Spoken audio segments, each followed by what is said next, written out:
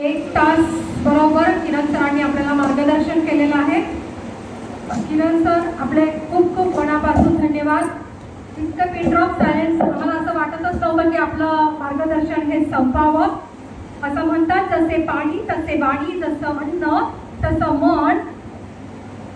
आणि आपण जे सांगितलं की खरोखर आपण प्रकृतीपासून दूर गेलो आणि म्हणून हे सगळे आजार हे निर्माण झालेले आहेत।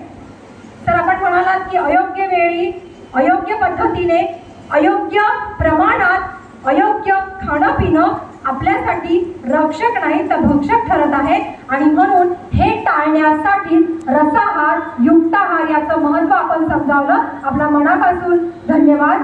कारण आहार हेच औषध आहे, अन्यथा औषधच हे आहार बनतील।